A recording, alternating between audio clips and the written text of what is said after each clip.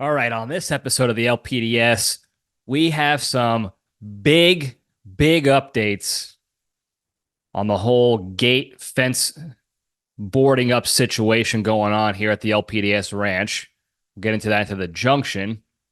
We also have a couple of, I don't know if you want to call them current events or hot topics, trending topics right now that I want to do a little LPDS bragging on.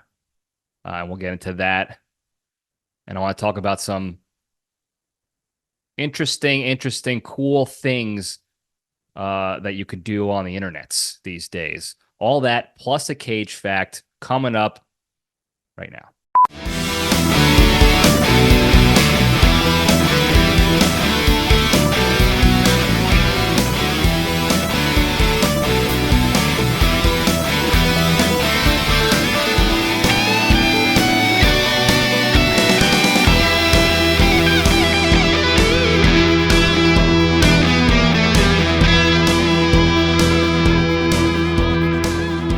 All right, Jabronis, we're back.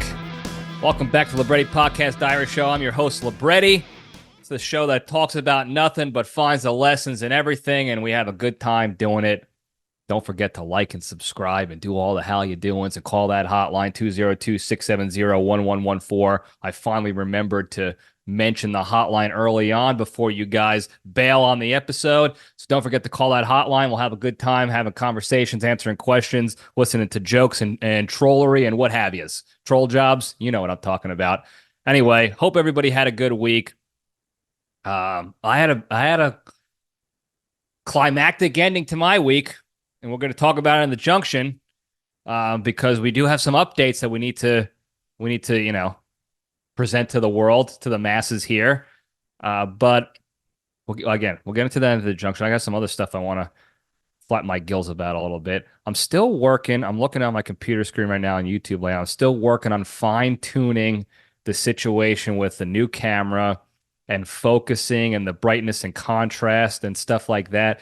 The issue I'm running into is this is a camera that really should have a person behind it at all times. This is a high-tech, no-nonsense piece of machinery here, digital type camera. So it's tough for me to get up and focus and then come back and look to see how focused it is. Really need someone to do that. And then also the same with the brightness and the contrast and the sharpness of the image, because I want to really high quality. I want to use the camera for what its intended purposes are. This thing's got capabilities out the wazoo, and I want to use them all. Okay? So please bear with me. It's going to be slower than I thought when it comes to really honing that in and fine-tuning that for the LPDS and for other content that I'm doing. So I might have to ask the creature to come by and either stand in front of the camera or do some of the fine-tuning for me from behind the scenes there, so we can make this really work good. So anyway, that's the camera update. There's been a couple things going on in I guess the TikTok world or the social media realm, trending topics here, and I wanted to bring them up for a couple of reasons. Well, the main reason I want to bring them up is because of the fact that we knew about this a long time ago, and we've been saying this for a long time. Now, the first one is I was listening to, I don't know if it was a podcast or if I was watching a show. I think I was watching a Barstool rundown or podcast or something because, like, I'm biasly obsessed with Barstool content for better or worse. And they were talking about a deal that ESPN and Warner Brothers and Discovery and somebody else are making together, where they're all coming together to make their own, like, one, what is the word I'm thinking? All-in-one streaming service that'll have all their main events on there, their big sporting events, the big movie releases, UFC fights if UFC and ESPN are still in contract together. All this one-stop shop for their big premium stuff, their pay-per-view type of events that they have. And the conversation that was being had about this deal by the people on the show I was watching were talking about exactly what I've been saying for a long time now. I've been talking about this with Crazy Carol. I believe I mentioned this on the show several times. I've talked with people behind the scenes about this. This is exactly what we said was going to happen. There's going to be all these different entities seeing the success of streaming. Netflix really started it.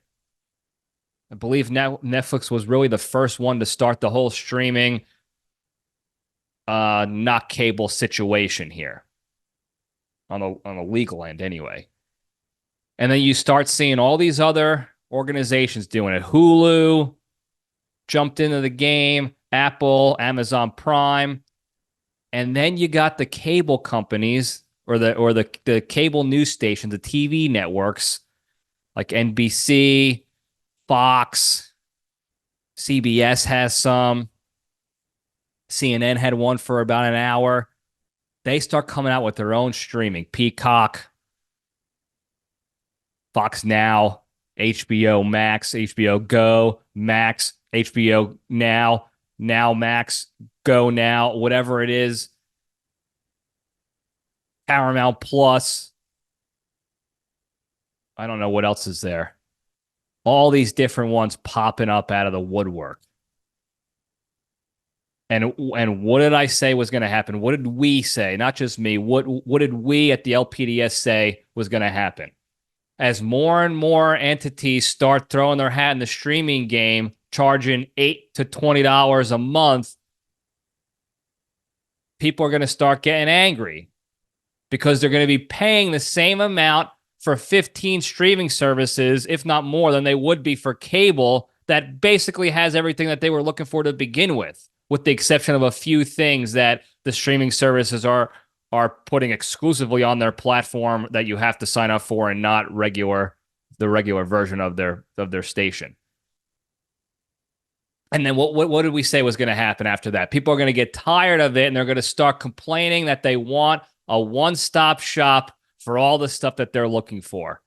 Pay one person, one company to put it all in one so they don't have to keep signing up and keeping track of 15 different monthly subscriptions and closing out apps and putting new apps on and figuring out their smart TVs and all this. They just want to turn their TV on and change the channel to get what they want. One-stop shop. And it's going to eventually turn right back into what everybody was getting away from, cable.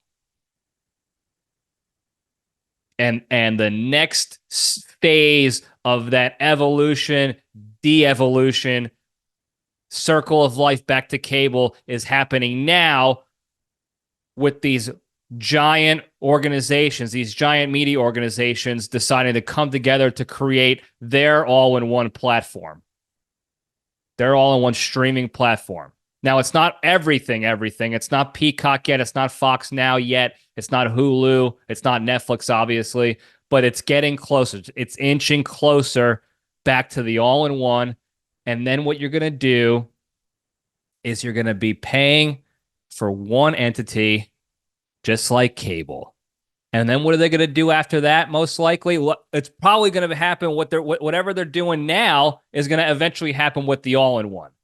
Okay, you have the streaming platform that you download, and everything's hunky dory. And then these guys get greedy; they want more money because they got people that signed up, but now they're kind of stagnated as far as their growth and profits, and they need to answer to their shareholders. So now they offer different versions of the service. You can get the regular that's going to be $1 more with ads, or you can spend $6 more with no ads. And then people are going to do that. Then they're going to see their little rise, and then it's going to stagnate again, and they're going to figure out something to keep doing that, and they're going to add more ads to the mix and more different versions. Oh, add another household for $15 a month.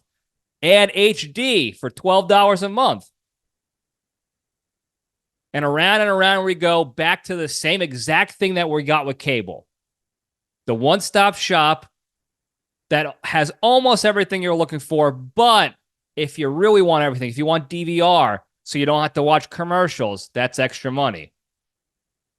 If you want the movie channels, that's a little extra money for HBO, but it's still one stop. It's still right here. All you just got to do is pay us, and it'll pop up on the channel. You just have to click the one remote. You don't have to close out or re-download anything like that. It's still easy for you. And that's what's going to happen. It's going to go right back to cable, and the money and the power is going to go right back to the same organizations that had it with cable. That's exactly what they're doing. ESPN, Warner Brothers, all of them. Who do you think they're in cahoots with? The cable companies. Come on. Verizon's offering cable. T-Mobile, I think, has cable. They're all in cahoots with each other to take our money because they know we need TV. We need media. We need to sit there like couch potatoes every once in a while, or more so. We need it. And that's what's going to happen. And I'm bringing this up because nobody's going to give us here at the LPDS the credit. Nobody's going to give the Junction the credit for predicting this Nostradamus-esque prediction years ago. As soon as a second streaming platform popped up into the game, that's when we started talking about it. I don't remember what the next big thing was. Was it Hulu maybe that popped up?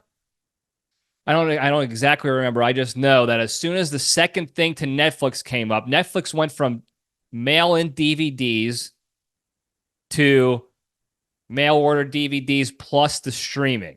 That was the big jump for them after the mail-in rentals. And then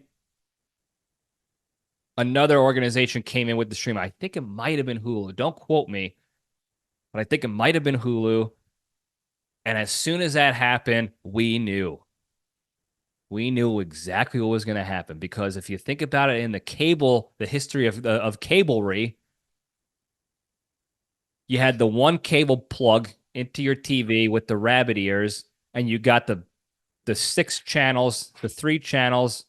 Easy, Randy. Randy's choking on his own spit back here, hawking up a loogie. And that was it. And then companies started getting involved. Now you wanted a different channel. Now you wanted network access to nationwide stuff. Now you wanted this. Now you wanted that. And before you knew it, we got this monster of a monopolized situation with cable and satellite. Easy, Randy, back there. And all this other malarkey that people were fed up with. And they're still fed up with it. My parents have cable, and every night at like 2 or 3 in the morning, the box is reset.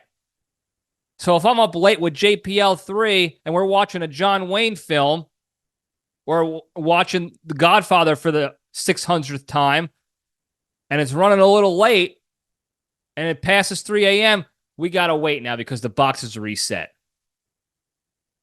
Now, it's a little bit less inconvenient because it's at 3 a.m., but they're still doing it every day. What do you need to reset the boxes for still?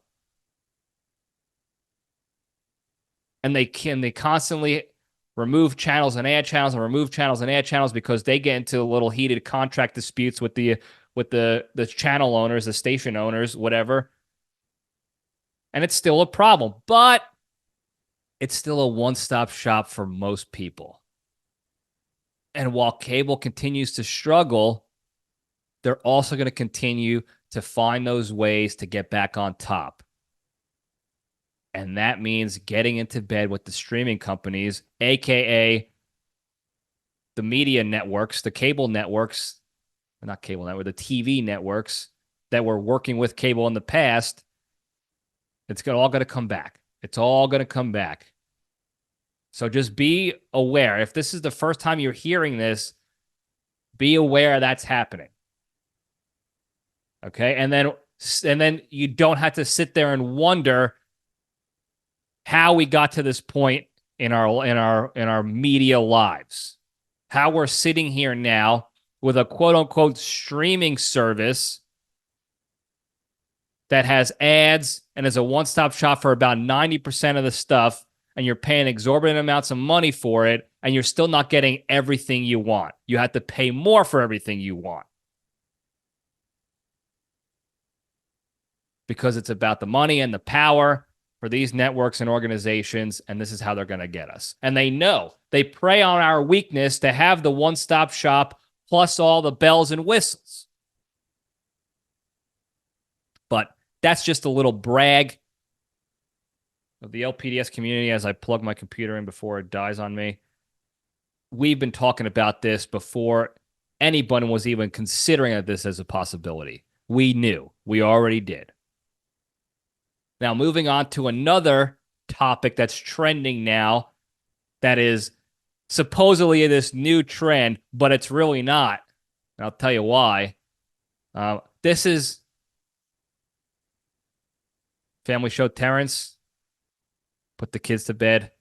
Tony Sacco. This is not necessarily family friendly, just to warn you now.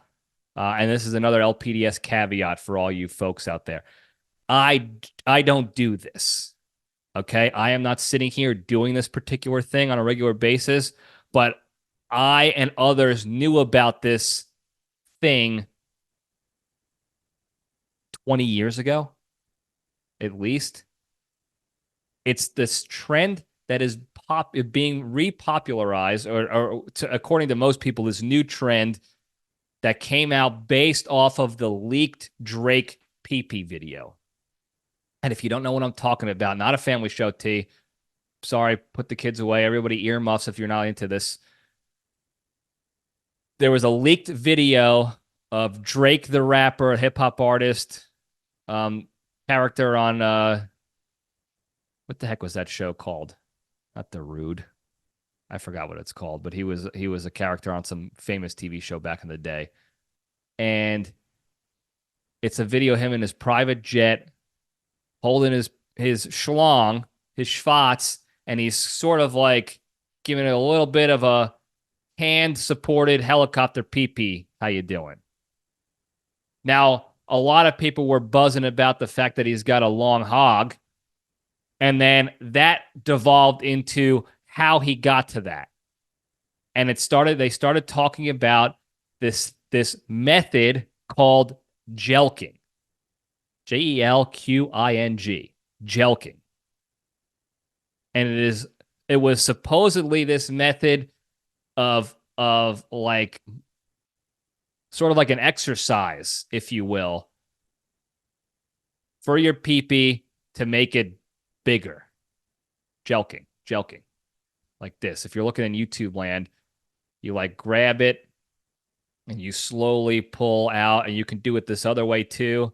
Slowly pull out like you're stretching the pee-pee. And the idea behind it is just like working out your muscles, you're creating little tears in the muscle of your pishkadil, and theoretically that is supposed to create scar tissue and heal over just like muscles and create bigger, stronger muscles out of that. And in turn, your pee-pee will get bigger. That's the idea of jelking. Now, how do I know this stuff? Again, I'll manshake. I promise I don't do this. Mainly because it doesn't work. Have I tried it in high school? Yeah. And that's when I found out about it. And that's what this is all about.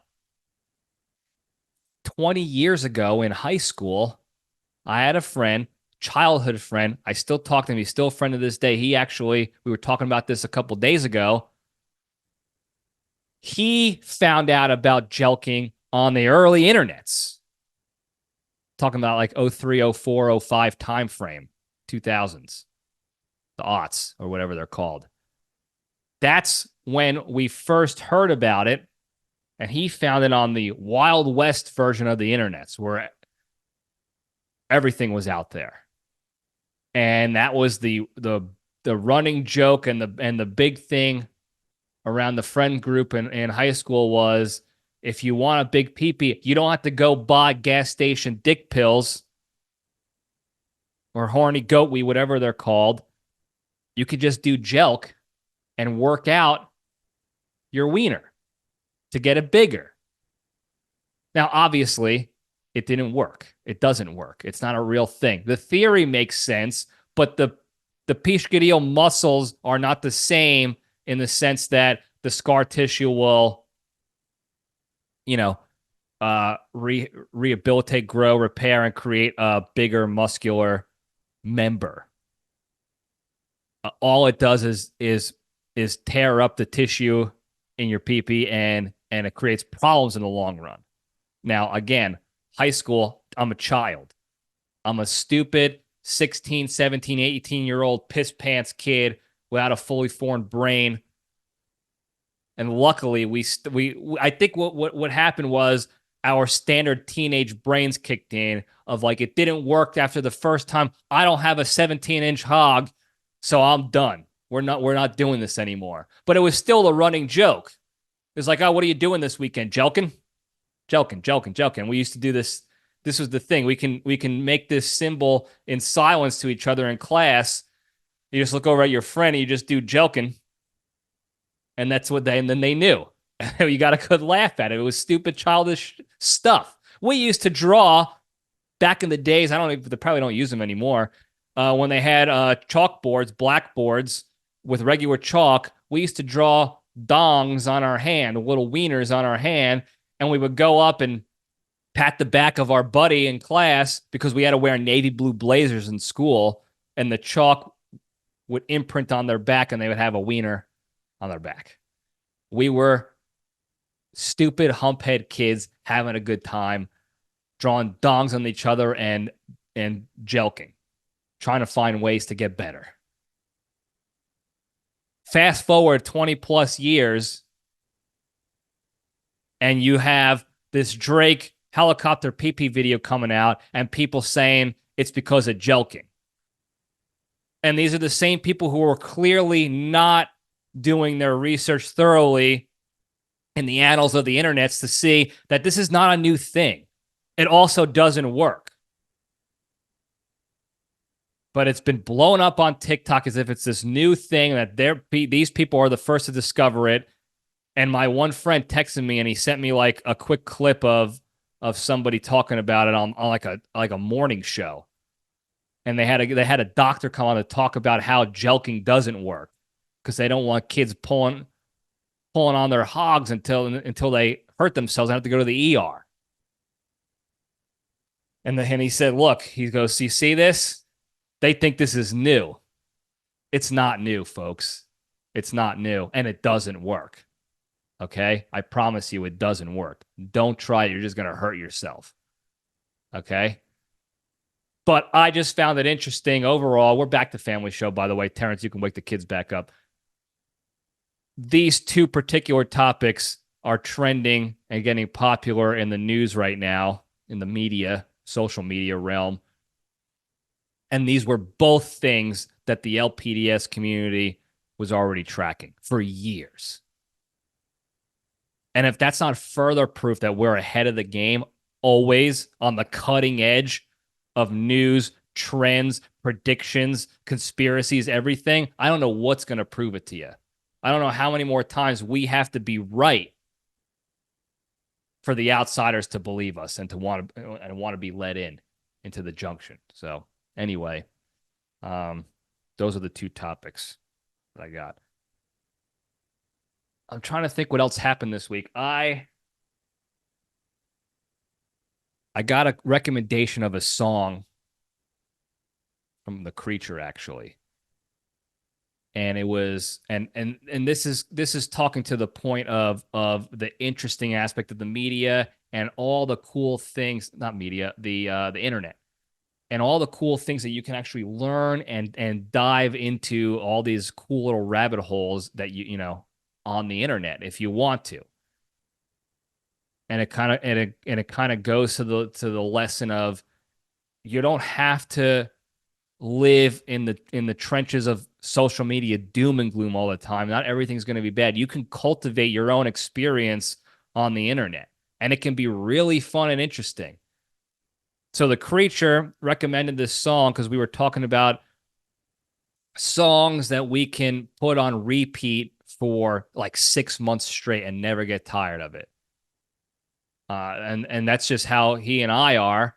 And I'm sure there's other people like that too. But as you know, and I think I've mentioned this before in the past, I'll get a song in my head and it'll conjure up either memories or a thought or a motivation or an emotion that just hits. And I'll play that song to death. I'll beat the shit out of that song. I've done it with movies too. You knew I watched the movie Warrior with Tom Hardy. I think it was like 183 days in a row, to the point the DVD melted. I had to get a new DVD. Luckily, they put it on Netflix for a while, but I had the DVDs as a backup still.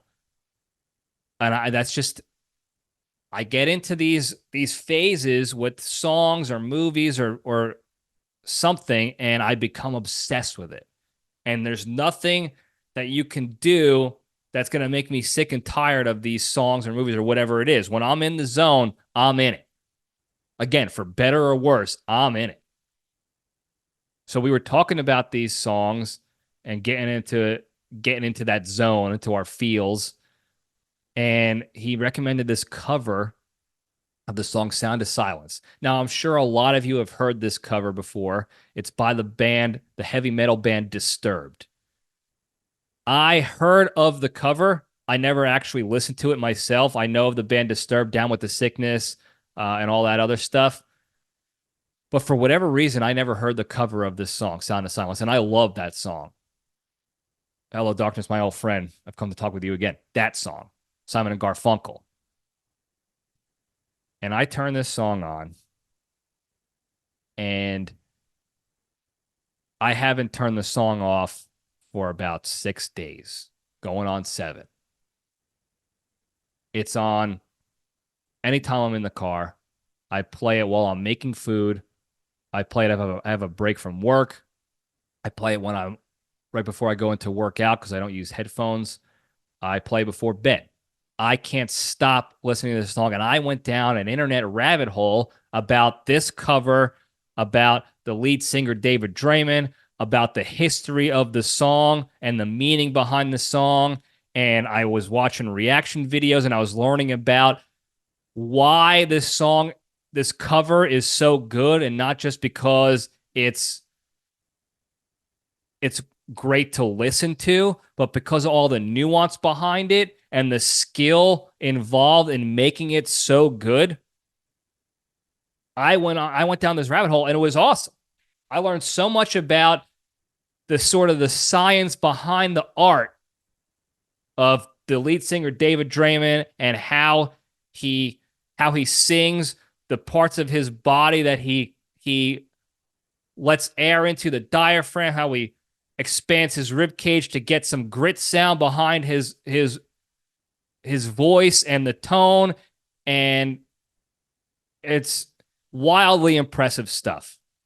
Wildly impressive stuff to see just what goes into when somebody is passionate about something, especially if they're skilled at it, like this guy is, and his band and other musicians and artists. The things they can do are unrivaled, just absolutely out of this world. And you can hear in that song, especially on the music video version, which has now 970 million views on YouTube. But I was listening to some reaction videos of vocal professionals, vocal coaches, and opera singers. They were watching the video and listening to the song, and then they would pause it to give, a little insight in their reaction into the cover itself. Which, again, if you're a music geek, music nerd, you're all about this. But just from a perspective of a casual fan of music, it's also interesting for me to learn about the subtleties of the things that these artists are doing with the music and the timing of things. And you can tell when there was one lady was talking about how in the beginning of the cover song by Disturbed, you could tell there wasn't a lot of editing, and it was just showing the pure talent and ability of the singer, because you can hear he was close to the mic. It was a quieter portion of the song in the beginning of it, and the way he's singing, you can hear sort of his mouth noises, like the spittle and stuff when he's breathing in and moving his lips. Sort of like that episode where I had that little weasel on Matt Steele and he's sucking on that card candy. in our conversation, I couldn't hear it that loudly, but in post, you can hear it tremendously on the mic. It picks up all that crap. So you can hear those subtle imperfections, but they left that in there on purpose to show that this guy is just incredibly talented as a singer, that he sounds this good unedited, and it shows sort of the realness, the authenticity behind it all. And it's not synthesized, it's not edited with in post to make it sound better. This is just how good this guy sounds. And then you get into the nuance of how he changes from a baritone to a tenor, and he uses staccato, and then he gets the grit at certain points, and the difficulty it is to go from grit to no grit in the voice in the middle of a sentence when you're actually singing a particular lyric in the same breath, to switch it back and forth and to change this and to add in this orchestra, and how it's still impressive how he's got these drums in the background that are super loud drums, but he's still able to stay in pitch and tune. And it was incredible stuff to learn. And again, I say this all as a lesson to everybody, is that we don't have to live in the doom and gloom of the internets all the time.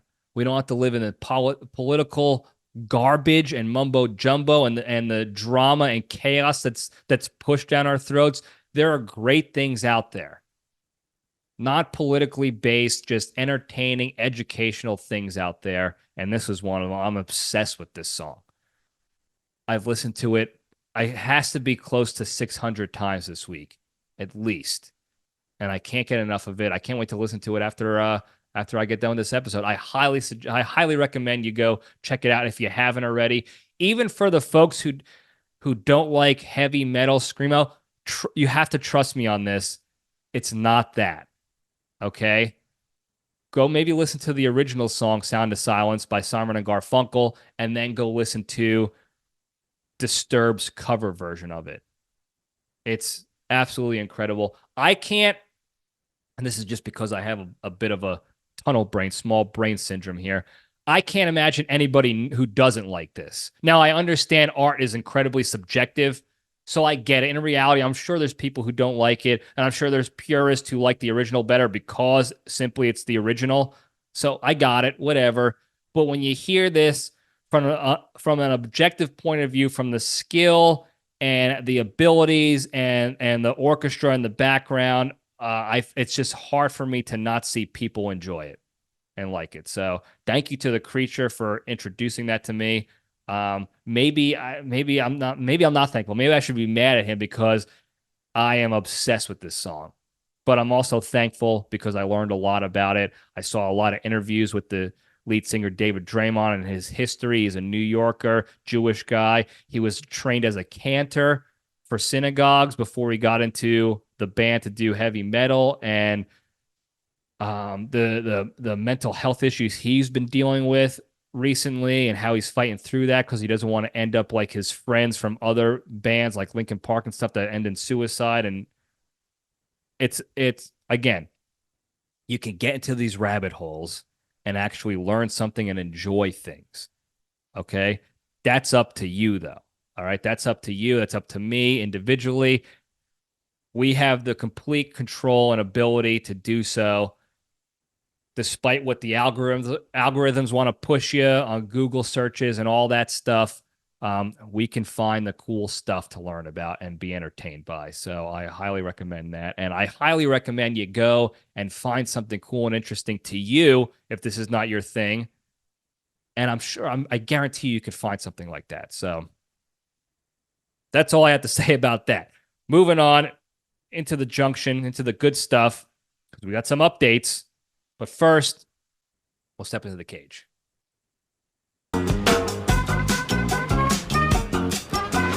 Okay, let's run. All right. I got the notes on my phone today because the pen for my notebook is out of ink, and it's a special notebook that you can wash and reuse. So it needs a special pen, and I need to get more pens for that. So anyway, today's Into the Cage segment is proudly sponsored by Tony Rigatoni's Parking Lot Pals. Do you park your car in a public lot for work every day and get lonely doing that same drive and sitting in the same lot all by yourself all the time?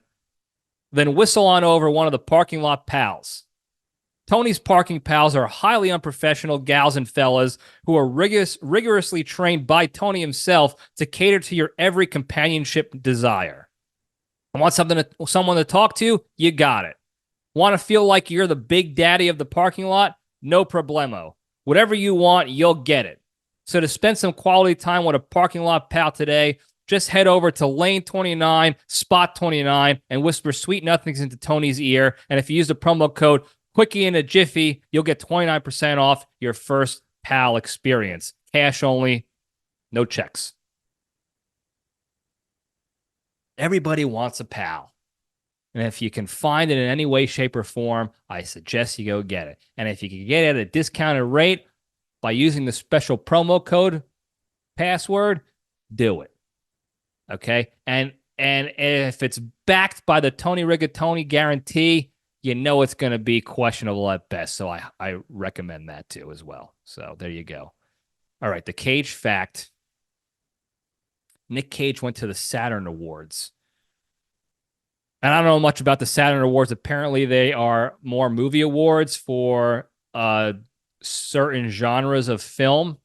And he was nominated for a Saturn Award for his role in Renfield. So I don't know if it's sci-fi and fiction. I don't know if Dracula is considered science fiction or not, but it's in that world, that same realm, I guess you can call it for them. So he was nominated, he was there, and he was being interviewed, and a bunch of other folks were there in that world. And we know that Nic Cage is a Star Trek fan. He's a Trekkie, and they were asking him if he would ever be interested in being in a Star Trek movie.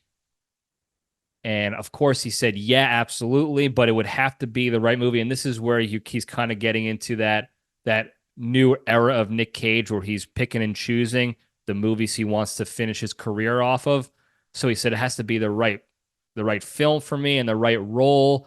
And it would have to be a role where I'm in the Enterprise. I don't want to be on some satellite ship or off to the side as a side character. I need to be on the deck at the helm or whatever in the Enterprise, whatever they call the galley, whatever it is up in there in the Enterprise. So hopefully they make a movie like that. They even interviewed guys like Will Wheaton. Now, if you don't know who he is, he was in the movie Stand By Me as a child actor with River Phoenix, rest in power. Chris O'Connell. Is it Chris O'Connell? Chris is his first name? Yeah. And who was the other guy? Not John Cusack. Ethan Hawke, maybe? I don't know. 4 kids. All of them grew up to be pretty big adult actors. Will Wheaton is more well known for his sci-fi movie roles. I think he was in a Star Trek version with Jean-Luc Picard. I think he was that one. Deep Space Nine or Next Generation, one of those after Captain Kirk. Who played him? Who played Captain Kirk and Spock? Leonard Nimoy played Spock. Oh, William Shatner. It was after that version of Star Trek. Will Wheaton was in those. He also had he had a bit part in that show Big Bang Theory with my boy Howard Wolowitz. So they interviewed him. Of course, he was there. That's his thing, the sci-fi stuff. And he said, without unprompted, he didn't know that Nic Cage was talking about the movie. Like they didn't say, hey, we asked Nic Cage about this. They just said, hey, who would you like to see in the next, iterations of Star Trek films? And one of the people he said, he's like, I'd love to see Nic Cage. I know he's a Trekkie. He's a guy. Like he's the guy we want. So long story longer, Nic Cage could possibly be in a Star Trek movie. And if he does sign on, it's going to be a good Star Trek movie because he's not saying yes to everything anymore. It has to be the right role for him. It has to be a Cage-tastic role. So fingers crossed for that one. That's the Cage fact. There you go. We'll move on over to the Junction. We'll spin the logo up. We have a gate fence update. Major update. So if you're not tracking, I highly recommend you go back to last week's episode. It was episode 198, where I talk about the situation I had where somebody boarded up my gate. I'm not going to get into the details, but after that episode, I took the board down. Okay. The initial update when I went to go take the board down was that it was not nailed into the fence. The board was screwed in with those construction type screws that have the star screw tip, not even an Allen wrench, not a Phillips head, not a straight, and not an Arthur's head. One of those star configuration type of construction screw tips. So it took me a little extra time to get that thing out because I don't have that kind of screwdriver or drill or bit, if you will.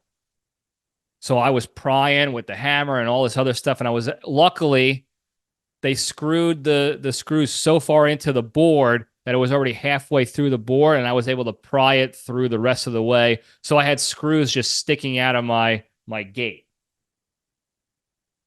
It was still a modern mystery. I didn't know who did it. I thought it was going to be done. Well, yesterday, I'm recording this on a Saturday, so the day before it posts, and I'm glad I waited this long. Usually I like to record a little earlier, but yesterday, the Friday, middle of the work week, end of the work week, I go outside to take my dog out to the backyard, and I look through. I've been checking back there every day, and I look through the back, and there's another board on my gate. So now I know this is a pro job. I was 95% sure last week when I took the first board off. I'm 100% sure now. And I'm even more so sure after I went back to go remove that one. Now, what they did this time is they found a random piece of wood on the floor, on the ground outside, and used that. So once again, they boarded it pretty sturdily with these screws, but I was able to break the wood and pry it to get it off. Still got more screws in there. I got my gate on the outside is all dinged up, and that's going to be addressed as well. And then I see this guy, and quick caveat real quick before I forget. The last time when I took the first boards off, I put them in my truck because I didn't want them to reuse it. And what I neglected to do was I saw this stray piece of crappy wood on the ground. I should have put that in my truck too, because that was the wood they used for the second board. So, rookie mistake on my part. Now I know better. I took that wood and I put it in my truck. I see this fella hanging around in a pickup truck that's clearly like a construction pickup truck. He's got ladders on top, the metal tool boxes lining the truck, and he's just sitting there hanging out. So I decided to stroll on over and have a conversation with this fella because he looks like a type of guy who would have access to these construction screws and be boarding up fences. So I ask him, and he's broken English, and if I were to venture a guess, working for cash only. Okay, you take with that, what you will. I ask him, hey, very politely, hey, sir, do you know anything about what's going on around here? And he's like, yeah. He's like, I was hired to come up and board up all these fences and make sure that no one can get in and out of them. And I was like, why did they tell you why? He's like, nope, they just paid me my money and I took care of it. I was like, all right. I was like, can you tell me who? And he gave me information to the company that hired him, and it was the management company of that strip mall back there. So I call him up, and after I get the runaround from about 3 or 4 different people, I got to the leasing office, and then I got a receptionist, and then I finally got to management, and I got to this lady. I'm not going to mention names because this is an ongoing situation here, folks. Okay? We're not done yet. All right? And I talked to this lady, and I asked her if she was the one in charge of making this decision, and she said yes. She made the call over to to the guy who's also named I'm not going to mention because he seemed like a nice guy, hardworking fella, and I want to protect the innocent here. I also want to protect myself because, well, I'll get into it. She's like, yeah, I hired them. We've been seeing a big increase in vandalism and buffoonery going on back there, so we want to protect and make sure there's nobody able to access back there. Now, 2 things with that. 3 things with that. 1, I agree. You want to protect your property. Got it. Okay. The 2 other things I will mention is 1, we all have 7 to 8 foot fences across the entire neighborhood. All the private properties that butt up against that strip mall, 8 foot fences. Okay. And the gates are all locked from the inside. That's actually like, I think, an HOA thing. We got to keep them locked unless we're using them. The second thing is nobody is going into that business property from the private property that's jumping over it, doing it illegally. In fact, I might be the only person using it to get to the gym, to walk around to get to the gym. And how do I know this? Great question, guys. I asked the lady, how many people have you seen back there jumping over from the private properties to do vandalism and buffoonery? And she said, well, none. She said they all come from, this is my second point here, they all come from around the front or the driveway from the street that leads directly to the back so that the garbage people can come and the trucks dropping things off. I said, oh, so you don't have any evidence of people vandalizing coming from the private properties. Just from your property, they're just going around to other parts of your property to vandalize and commit buffoonery, right? She's like, yeah, that's correct. I said, okay. I said, can you show me the regulation? I'm being very nice, by the way. Okay, I'm being very nice. I'm actually asking questions as opposed to making direct statements because I'm trying to gather intel here. Okay, I am coming from the perspective of a concerned citizen as like, there's vandalism going on. I should protect my property as well. Thank you for letting me know. What else are you doing to provide this? What are your authorizations and regulations that allow you to do this sort of stuff so I can do it too? Yeah, we're on the same team here. Okay, that's just a little tactic that we learned over in training in my military time in the trenches with all the cool guys. Okay, so I'm just gathering intel, and I find out they have security cameras everywhere, and they have no evidence whatsoever that there's people actually jumping the fences or going through gates. And they can't tell me any specific regulation that allows them to do that. The lady kept saying that, oh no, the side of the fence facing public property or commercial property, that commercial landowner has the authorization to do stuff to that side of the fence, which is incorrect. And I told her that, again, very nicely. The fence is on my property.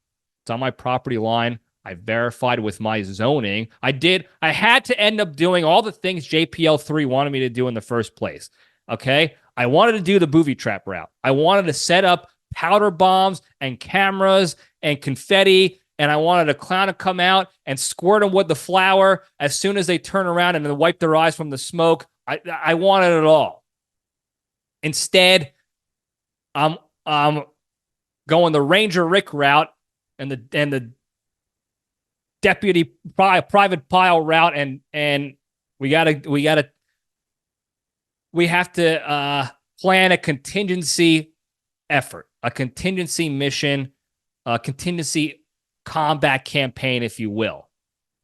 Okay, and I don't know how many more times I can say contingency before you understand what I'm talking about, but contingency.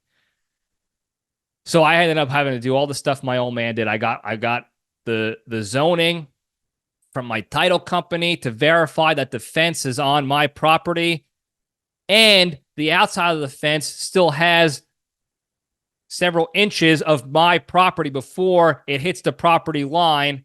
So technically speaking, the gentleman had to step onto my property to commit this, technical vandalism by boarding up the fence twice. And this lady was not having it.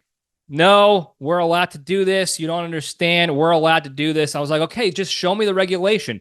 She's like, well, I have to get with my lawyer. I was like, great, get with your lawyer and then email me back, give me a call back and let me know the proof that you're allowed to do this. You're authorized to do this. And she goes, now she starts to get a little nasty, but I maintain the entire time. I want to caveat that I maintain the entire time professionalism and moral, ethical high groundery. Okay? Because I am at war now, folks. Okay? And I'm going to win. And I have to plan strategically for this campaign. And by coming in hot too early, I am burning bridges I need to get my tanks over eventually. So I can't be doing that. So she's starting to get a little defensive and push back on this whole situation where I say, well, get me the information from your lawyer. She goes, are you asking me to get for free legal advice from my attorney to send you? I said, no, ma'am, that's not what I do. I said, I have my own lawyer. I said, I have already contacted my lawyer previously and we're already on the case. So don't you worry about that. I got the legal advice. That's why I'm asking you if you could provide me the proof that authorizes you to call people to board up properties like that. And I said, I'll give you a little spoiler. There is no regulation. There is no Texas regulation or Houston city ordinance that authorizes you to do that. In fact, it's quite the opposite. It says specifically for neighbors, it doesn't specify private or commercial property, just neighbors. If one side of the fence is facing outward and it's splitting the line of the property line, even if it's doing that, you still have to come to an agreement with each other on the maintenance and all the how you doings on each side of the fence line there. Now, she didn't even do that.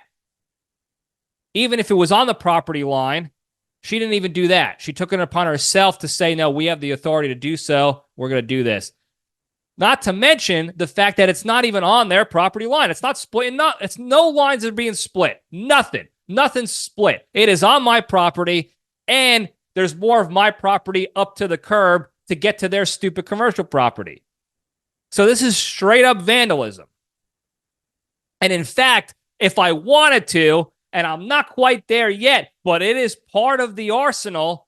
It is on my concept of operations briefing that I have built for this campaign as an option. I can go after them for trespassing on private property and vandalism. So this lady finally agreed, okay, I will go to my attorney. And she goes, no, I got to go back. I missed something. I completely missed something. We're going back and forth about how this is not allowed respectfully. I understand the desire to protect your property, as do I want to protect my own property. But that does not mean you can go and do this to other people's fences without at least a notice, a warning, permission granted, anything like that. I said, I don't even have a problem closing off my gate if we could come to an agreement on that. And she goes, well, I don't know why it's not. Why don't you just do that now? And I said, because I don't have to right now. You can't show me any regulation that says I can't have a gate back here and I can't use this gate back here. Or that you can close it up on my behalf. I said, I have 3 locks on this gate already. I said, have you tried getting through this gate? Even when it's unlocked? You can't. I had to create a separate method to open my own gate because the wood warped to the point where it's almost impossible to use. In fact, it's easier, and I tried it, so I know it is easier for me to climb the fence on both sides from out to in and in to out of the property line than it is for me to open my own gate. And I have 3 locks on there, 3 latches and locks from the inside. And I said, even if we do come to this agreement, which I have no problem doing, because I rarely use that gate anyway, it's the principle of the matter. I said, my gate's locked. It's protected. I said, until you can show me somebody trespassing on your property using my gate, that's not me, because I just told you I use this gate to get to your gym, then you have no precedent, no cause, no justification to try to mandate me turn this gate back into a fence again and remove it. So we went back and forth, and she cooled down a little bit. Again, I'm doing this all professionally. So I'm loud and aggressive here for the LPDS because I know you understand. I'm not doing it to you. And I'm just projecting what my inner thoughts were, my inner feelings at the time. But to her, I was a very pleasant individual, friendly, nice, accommodating as hell. And we came to a temporary agreement. I'm not calling this an armistice. This is not a peace treaty by any sense just yet. This is a concession to prevent further war, to prevent official military action. And the concession was, you don't put any more boards on my property, and I won't use that gate until we find out what the actual authorities and regulations are. Okay? And then whenever we find that out, we will come back to the negotiating table and figure out the best solution forward. And again, it's not going to be black and white. It's not going to be my way or the highway on either side of the table. We're going to negotiate this. So you don't board my gate up anymore and vandalize my property. I won't use that gate. Then you'll tell me the regulation that your attorneys can verify, or you tell me that there is none. And either way, we're coming to the negotiating table. If, excuse me, if there is a regulation that says you can do this, the negotiations will start with, okay, what if I do this on my end so you don't use boards on your end? And we'll do it that way.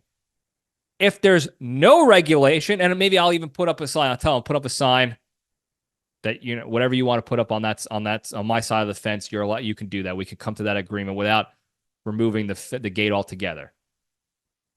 If there is no regulation, I absolutely definitely have the high ground, but I'm going to be going to the negotiating table. This is not a my way or the highway situation. She will absolutely not be boarding up my gate. That's for damn sure. No more vandalism. In fact, depending on her emotional state and how she responds to this whole thing, I might push the counterpoint to have the outside of my gate repaired because all the damage done removing those boards and all the holes put into the gate. And we'll still come to the agreement. I have no problem not using that gate anymore. I'll just lock it up, whatever. I don't care that much. But if she's going to try to fight me, I will absolutely care that much. Again, I have nothing to live for than to figure out my next chess move with this campaign. That's it. Sure, I have a job and I have friends and I have a dog and I have a business. Yeah, I got it.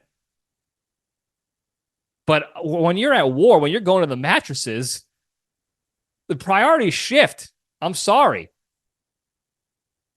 And what this person did, what this lady did, was decide she wants war to still be on the table. And I talked about this last week. I don't like war. I don't like it in the serious, real sense. I don't like it in the joking LPDS sense, minus the fact that it creates good content, in my opinion. But if it's war you want, it's war you'll get. And I promise you, what is that speech I heard from that Medal of Honor winner from several years ago? And this is all figuratively speaking, of course. This is all, comedy jokes or whatever. But the speech was, we don't like war here. I don't like war. I hate it. It's despicable. It is thankless. It's the worst of the worst in every single way possible. But this lady is dealing with a well-oiled machine here, a highly trained, well-oiled, experienced machine in the world of warcraft. So if this lady wants war and doesn't understand what she's getting into, this is what the speech said. I promise you, if you want war and you want to take that route, I promise you somebody else will be raising your sons and daughters. And that was one of the coldest lines I've ever heard a military member say in this day and age. Post-World War II, Vietnam era. That speech was cold as hell. When he said that, he had a whole buildup talking about highly trained killers who know how to turn it on and take care of their business and their mission like well-oiled machines. And if you want to dance with the devil, he goes, I promise you, somebody else will be raising your sons and daughters. And that gave me chills, and it still does. And that's how I fight my figurative wars. Nobody's going to really die. I know I have to caveat that in case someone's trying to cancel me 10 years from now. You're threatening. No, I'm not. Everything's going to be done legally, but it's going to be done thoroughly. Okay? This will be swift and just and thorough and aggressive. And if you test me, if you do this professionally, and we could come to a good compromise, a good relationship, we have good rapport, everything is hunky-dory with us, and we can end up becoming pals out of this, that's great. That's what I want. I want everybody to end things amicably so that I can still go to the gym. They can still be protected from vandalism and buffoonery. Everything's going to be great. The ball is in their court right now on how they want to approach this. They can approach this from a solutions-based approach, looking at a good solution, or they can choose war. Okay, and I pray for them. I pray for all of them that they don't choose war. And I have to say, if they do, I'm probably going to have to find another attorney besides JPL3 because he is not a wartime consigliere. He is a peacetime consigliere. And we've had this issue in the past where I am in the midst of war, legal war, and he doesn't want to go those routes. So I will step to my wartime consigliere. I don't want to do that. JPL is very good at his job. He is very good at coming up with amicable ways forward legally using the laws and the regulations and policies in place by our legislatures to come up with the best solution for things. He's very good at that. But if they choose war, again, I have to reiterate this. Excuse me. I have to reiterate this over and over again. I don't want war. I am choosing no war. I don't want to do this. But I am not going to sit back if they choose war, I'm not going to sit back and take these missiles. That's not what you do. Okay? If somebody wages war and declares war on you and you sit back and do nothing, you die. You lose. You get taken over. You get occupied, colonized, whatever. And we're not doing that here. If they choose war, I'm shaking my father's hand. Thank you for your service. I'm going to go with the contract killers of Blackwater, if you remember them. And we're going to war, okay? We're strapping on the bandoliers of ammo. We got the toolboxes of bullets and grenades. We got Private Oppum running around replenishing our ammo for us. Watching people die and crying in the background. We're going to war, okay? And because I've been to war before, and they haven't, not like this, they haven't, they think they can bully people around just because we're a single individual of a private property. They got another thing coming. Okay, I've been to war. I am experienced in war. I know guerrilla tactics better than them. Okay, I don't need big-time lawyers or lots of money to take them down. I know how to take Goliath down financially, smart, lethally, and swiftly. And that's what we're going to do. Lady, if you choose war, which I hope you don't, if you choose war, somebody else will be raising your sons and daughters, figuratively. Somebody else will be running your business for you. Somebody else will take over that strip mall property because you won't be able to run it anymore. Don't make this mistake. This is a fence gate. Okay? This is nothing. But I will not be denied. We are going to come to a compromise, or you will lose. Those are the options. We are going to come to an amicable compromise for both of us to win, or you will lose. That is it. And that's the update I got, folks. That's all for now. I legitimately thought this is over, okay? I finished last week's episode. I removed the board, and I was like, there's no chance anything else is going to happen after this. We're done. And they came back. And they came back. It's almost like they listened to the episode and knew we need to finish the story for the good of the Junction. So the story is going to be finished, folks. Okay? Some of you might be excited. Some of you might be annoyed or angry. I don't know how I feel about it yet. I got this little shit-eating grin on me right now. I don't know why. I told you, I'm an addict.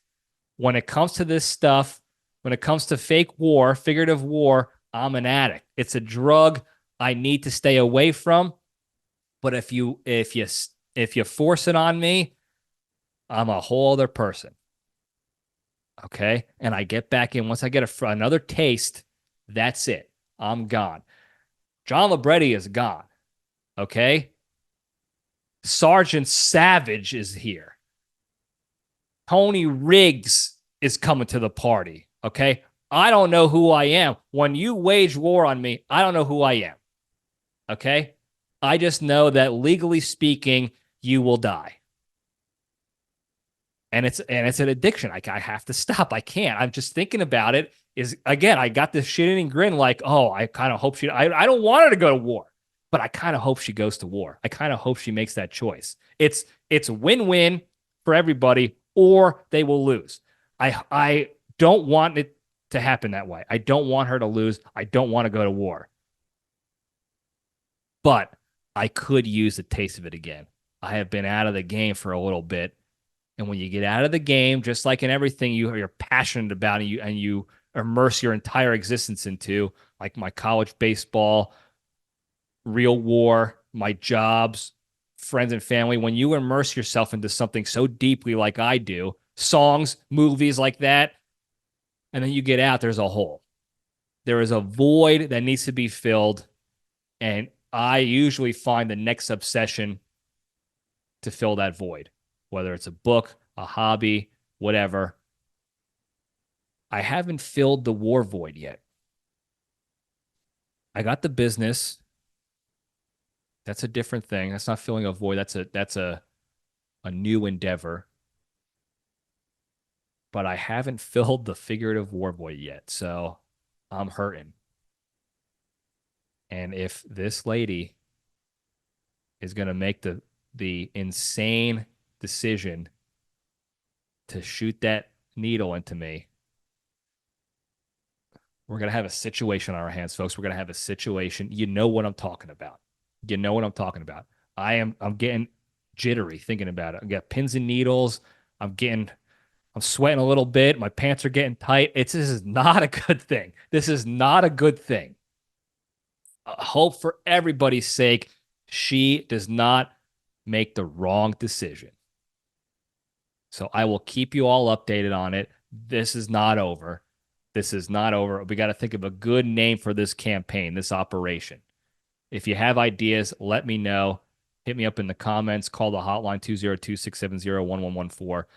Let me know. But that's all I got for now.